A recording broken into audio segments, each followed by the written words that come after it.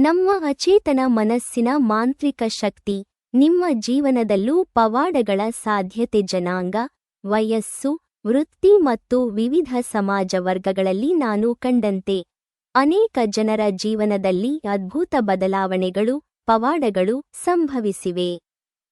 ನಿಮ್ಮ ಜೀವನದಲ್ಲೂ ಇದರಿಂದ ಯಶಸ್ಸು ಮತ್ತು ಸಾಧನೆಗಳು ಸಾಧ್ಯವಿದೆ.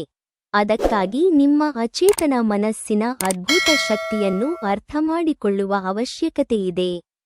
ನಮ್ಮ ದಿನನಿತ್ಯದ ಕಲ್ಪನೆ, ಯೋಚನೆ ಮತ್ತು ಭಾವನೆಗಳೇ ಪವಾಡಗಳಿಗೆ ದಾರಿ ಮಾಡಿಕೊಡುತ್ತವೆ, ಏಕೆಂದರೆ ನಮ್ಮ ಮನಸ್ಸಿನ ಚಿತ್ರಣವೇ ನಮ್ಮ ಜೀವನದ ಹಾದಿಯನ್ನು ನಿರ್ಧರಿಸುತ್ತದೆ ಎಂಬ ಸತ್ಯವೂ ಅಸ್ತಿತ್ವದಲ್ಲಿದೆ. ನಮ್ಮಿಂದಲೇ ಹುಟ್ಟುವ ಪ್ರಶ್ನೆಗಳು: ಏಕೆ ಒಬ್ಬರು ಸದಾ ದುಃಖದಲ್ಲಿರುತ್ತಾರೆ, ಇನ್ನೊಬ್ಬರು ಸಂತೋಷದಿಂದ ಜೀವನ ನಡೆಸುತ್ತಾರೆ? ಏಕೆ ಒಬ್ಬರು ಉತ್ತಮ ಆರ್ಥಿಕ ಸ್ಥಿತಿಯಲ್ಲಿ ಜೀವನ ನಡೆಸುತ್ತಾರೆ, ಇನ್ನೊಬ್ಬರು ಬಡತನದಿಂದ ಹೊರಬರಲು ಸಾಧ್ಯವಾಗುವುದಿಲ್ಲ? ಏಕೆ ಒಬ್ಬರು ಭಯ ಮತ್ತು ಆತಂಕದಿಂದ ಬಳಲುತ್ತಾರೆ, ಇನ್ನೊಬ್ಬರು ಪೂರ್ಣ ನಂಬಿಕೆ ಮತ್ತು ಧೈರ್ಯದಿಂದ ಮುನ್ನಡೆಯುತ್ತಾರೆ? ಏಕೆ ಒಬ್ಬರ ಮನೆಯಲ್ಲಿ ಸುಖ ಸಮೃದ್ಧಿ ಇರುತ್ತದೆ, ಇನ್ನೊಬ್ಬರು ಕುಗ್ಗಿದ ಪರಿಸ್ಥಿತಿಯಲ್ಲಿ ಜೀವನ ನಡೆಸುತ್ತಾರೆ? ಏಕೆ ಒಬ್ಬರು ಜನಪ್ರಿಯರಾಗಿ ಯಶಸ್ಸನ್ನು ಗಳಿಸುತ್ತಾರೆ, ಇನ್ನೊಬ್ಬರು ಬಿಡದೆ ಪ್ರಯತ್ನಿಸಿದರೂ ಜನಪ್ರಿಯತೆ ಗಳಿಸಲು ಸಾಧ್ಯವಾಗುವುದಿಲ್ಲ? ಈ ಎಲ್ಲಾ ಪ್ರಶ್ನೆಗಳಿಗೆ ಉತ್ತರ ಜಾಗೃತ ಮನಸ್ಸು ಮತ್ತು ಅಚೇತನ ಮನಸ್ಸು ಗಳ ಸಂಯೋಜನೆಯಲ್ಲಿ ದೊರಕುತ್ತದೆ, ಏಕೆಂದರೆ ನಮ್ಮ ಅಚೇತನ ಮನಸ್ಸು ಅನೇಕ ಭಾವನೆಗಳ ಸಂಗ್ರಹವಾಗಿದ್ದು ನಮ್ಮ ಜೀವನದ ಬಹುಭಾಗವನ್ನು ಪ್ರಭಾವಿಸುತ್ತದೆ. ಈ ವಿಷಯವನ್ನು ಹೇಳುವ ಉದ್ದೇಶ: ಈ ರೀತಿಯ ಪ್ರಶ್ನೆಗಳು ಎಲ್ಲರನ್ನೂ ಆಕರ್ಷಿಸುತ್ತವೆ. ನಿಜವಾಗಿ ಮಾನಸಿಕ ಸಂಶೋಧನೆಯಲ್ಲೂ ಧೈರ್ಯ ಮತ್ತು ಭಯ, ಸಮೃದ್ಧಿ ಮತ್ತು ದಾರಿದ್ರ್ಯ, ಪ್ರೀತಿ ಮತ್ತು ದ್ವೇಷ ಇವೆಲ್ಲವೂ ಮನಃಶಾಸ್ತ್ರದ ಮೂಲತತ್ವಗಳಂತೆ ಕಾರ್ಯನಿರ್ವಹಿಸುತ್ತವೆ. ಈ ಪಾಠವು ನಿಮ್ಮ ಅಚೇತನ ಮನಸ್ಸು ಏನನ್ನು ಬಯಸುತ್ತದೆ ಮತ್ತು ಅದನ್ನು ಹೇಗೆ ಪ್ರೇರೇಪಿಸಬೇಕು ಎಂಬುದರ ಬಗ್ಗೆ ಮಾರ್ಗದರ್ಶನ ನೀಡುತ್ತದೆ. ನಿಮ್ಮ ಮನಸ್ಸಿಗೆ ಸರಿಯಾದ ದಿಕ್ಕು ನೀಡಿದರೆ ಅದು ಪವಾಡಗಳನ್ನು ಸೃಷ್ಟಿಸಿ ಸಮಸ್ಯೆಗಳಿಗೆ ಪರಿಹಾರ ತರಬಹುದು. ಅಚೇತನ ಮನಸ್ಸಿನ ಅದ್ಭುತ ಶಕ್ತಿ: ಕೆಲವರು ಆರೋಗ್ಯ ಸಮಸ್ಯೆಗಳನ್ನು ನಂಬಿಕೆಯಿಂದ ಗೆದ್ದಿರುವ ಉದಾಹರಣೆಗಳನ್ನು ವರದಿ ಮಾಡುತ್ತಾರೆ. ಇದು ಅಚ್ಚರಿಯೇನಲ್ಲ, ಏಕೆಂದರೆ ನಮ್ಮ ಜೀವನದ ಹಂತಗಳಲ್ಲಿ ಅಚೇತನ ಮನಸ್ಸಿನ ನಂಬಿಕೆ ನಿಜವಾಗಿ ಶಕ್ತಿಯಾಗಿ ಕಾರ್ಯನಿರ್ವಹಿಸುತ್ತದೆ. ಮಾನಸಿಕ ಸಂಕಟಗಳು, ಆತಂಕ, ನಿರಾಶೆ ಮುಂತಾದವುಗಳನ್ನು ಸರಿಯಾಗಿ ನಿಭಾಯಿಸಲು ಇದು ಸಹಾಯಕವಾಗಿದೆ. ಹೀಗಾಗಿ ಚಿಂತನೆ ಮತ್ತು ನಂಬಿಕೆಗಳ ಸಮತೋಲನ ಸ್ಥಾಪಿಸಿದರೆ ನಮ್ಮ ಅಚೇತನ ಮನಸ್ಸು ಅದನ್ನು ಬೆಂಬಲಿಸುತ್ತದೆ. ಪ್ರಾರ್ಥನೆ, ವೈಜ್ಞಾನಿಕ ಪ್ರಕ್ರಿಯೆ. ಪ್ರಾರ್ಥನೆ ಎಂದರೆ ಧಾರ್ಮಿಕ ಪದಗಳಿಗೆ ಸೀಮಿತವಾಗದೆ ನಮ್ಮ ಜಾಗೃತ ಮನಸ್ಸಿನ ಉದ್ದೇಶಗಳು ಮತ್ತು ಅಚೇತನ ಮನಸ್ಸಿನ ಸಾಮರ್ಥ್ಯದ ಸಂಯೋಜನೆ. ಪ್ರಾರ್ಥನೆಯ ಮೂಲಕ ನಾವು ನಮ್ಮ ಭಾವನೆಗಳು ಮತ್ತು ಸಮರ್ಪಣೆಯನ್ನು ಅಚೇತನ ಮನಸ್ಸಿಗೆ ತಲುಪಿಸುತ್ತೇವೆ. ವೈಜ್ಞಾನಿಕ ಪ್ರಾರ್ಥನೆ ಎಂದರೆ ನಮ್ಮ ಅಚೇತನ ಮನಸ್ಸಿಗೆ ನಿರ್ದಿಷ್ಟ ಚಿತ್ರವನ್ನು ನೀಡಿ ಅದು ಅದನ್ನು ಅನುಸರಿಸುವಂತೆ ಮಾಡುವುದು. ಧಾರ್ಮಿಕ ಪದ್ಧತಿ, ಪೂಜೆ, ಪಾಠಗಳು ಸಹಾಯಕವಾಗಿದ್ದರೂ ಮೂಲವಾಗಿ ನಮ್ಮ ಅಚೇತನ ಮನಸ್ಸು ನಮ್ಮ ಭಾವನೆಗಳನ್ನು ಅನುಸರಿಸುತ್ತದೆ.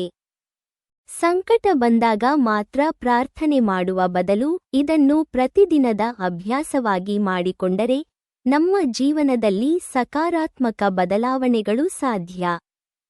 ಪ್ರಾರ್ಥನೆಯಿಂದ ಪಡೆಯುವ ಸಾಧನೆ. ಕಷ್ಟ ಬಂದಾಗ ಜನರು ಪ್ರಾರ್ಥನೆಗೆ ಮೊದಲು ಮುಖ್ಯ ಕೊಡುಗೆ ನೀಡುವುದು ಸಹಜ. ಆದರೆ ದೈನಂದಿನ ಜೀವನದಲ್ಲಿ ಶಾಂತವಾಗಿ ಪ್ರಾರ್ಥನೆ ಮಾಡುವ ಅಭ್ಯಾಸ ಬೆಳೆಸಿದರೆ ನಮ್ಮ ಆತ್ಮಶಕ್ತಿ ಜಾಗೃತಗೊಳ್ಳುತ್ತದೆ. ಮಕ್ಕಳ ಸರಳ ಪ್ರಾರ್ಥನೆ, ದಿನಸಂಪತ್ತಿಗೆ ಧನ್ಯವಾದ ಹೇಳುವ ಪ್ರಾರ್ಥನೆ, ಇತರ ಧಾರ್ಮಿಕ ಪದ್ಧತಿಗಳು ಇವೆಲ್ಲ ನಂಬಿಕೆ ಮತ್ತು ಪ್ರೇರಣೆಯನ್ನು ನೀಡುತ್ತವೆ. ಸಾಮಾನ್ಯವಾಗಿ ನಾನು ಹೇಗೆ ಪ್ರಾರ್ಥಿಸಬೇಕು ಎಂಬ ಪ್ರಶ್ನೆ ಅನೇಕರಿಗೆ ಉಂಟಾಗುತ್ತದೆ. ಆದರೆ ಇದು ಬಹಳ ಸುಲಭ. ಗೊಂದಲದ ಸಮಯದಲ್ಲಿ ಜನರು ಸರಳ ಮತ್ತು ನಿರ್ದಿಷ್ಟ ಸೂತ್ರಗಳನ್ನು ಬಯಸುತ್ತಾರೆ. ಅದನ್ನೇ ಈ ವಿಷಯದಲ್ಲಿ ನೀಡಲಾಗಿದೆ. ನಂಬಿಕೆ ಎಂದರೆ ಏನು? ಯಾವುದೇ ಧಾರ್ಮಿಕ ಪದ್ಧತಿಗಿಂತ ಮೊದಲು ನಮ್ಮ ಮನಸ್ಸು ದೃಢ ನಂಬಿಕೆಗೆ ಪ್ರತಿಕ್ರಿಯಿಸುತ್ತದೆ. ಹೀಗಾಗಿ ನಮ್ಮ ದೇಶದಲ್ಲಿಯೂ ವಿದೇಶಗಳಲ್ಲಿಯೂ ಎಲ್ಲರೂ ನೀನು ನಂಬಿದ್ದನ್ನು ನೀನೇ ಅನುಭವಿಸುತ್ತೀಯಿ ಎಂಬ ಮಾತನ್ನು ಹೇಳುತ್ತಾರೆ. ಉದಾಹರಣೆಗೆ, ಒಬ್ಬರು ಕ್ರಿಶ್ಚಿಯನ್ ಧರ್ಮದ ಪ್ರಾರ್ಥನೆಯನ್ನು ಮಾಡಬಹುದು, ಇನ್ನೊಬ್ಬರು ಮುಸ್ಲಿಂ ಧರ್ಮದ ಪ್ರಾರ್ಥನೆಯನ್ನು ಮಾಡಬಹುದು, ಆದರೂ ಅವರ ಪ್ರಾರ್ಥನೆಗೆ ಉತ್ತರ ದೊರೆತಿದೆ ಎಂದು ಹೇಳುತ್ತಾರೆ. ಇದು ಅವರ ಧರ್ಮಕ್ಕಿಂತ ಹೆಚ್ಚಾಗಿ ಅವರ ಮನಸ್ಸಿನ ನಂಬಿಕೆಗೆ ಸಂಬಂಧಿಸಿದೆ. ಬಯಕೆ ಎಂದರೆ ಪ್ರಾರ್ಥನೆ ಪ್ರತಿಯೊಬ್ಬರೂ ಆರೋಗ್ಯ, ನೆಮ್ಮದಿ, ಸಂತೋಷ, ಭದ್ರತೆ ಮತ್ತು ಯಶಸ್ಸನ್ನು ಬಯಸುತ್ತಾರೆ. ಆದರೆ ಎಷ್ಟು ಜನರು ಅದನ್ನು ಸಾಧಿಸುತ್ತಾರೆ?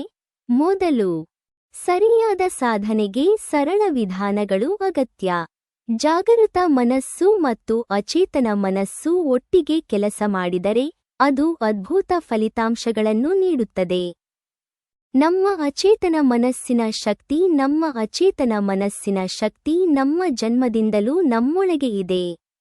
ಇದು ಧರ್ಮಕ್ಕಿಂತ ಮೀರಿದ ಶಕ್ತಿ. ಆದ್ದರಿಂದ ನಮ್ಮ ಜೀವನದಲ್ಲಿ ನಮ್ಮ ಅಭ್ಯಾಸ, ಆಸೆ ಮತ್ತು ಭಾವನೆಗಳು ಈ ಶಕ್ತಿಯನ್ನು ಹೇಗೆ ನಿರ್ದೇಶಿಸುತ್ತವೆ ಎಂಬುದು ನಮ್ಮ ಹೊಣೆಗಾರಿಕೆ. ಪ್ರಾರ್ಥನೆಯ ಉದ್ದೇಶ ಪ್ರಾರ್ಥನೆ ಎಂದರೆ ಅದ್ಭುತ ರಹಸ್ಯವಲ್ಲ.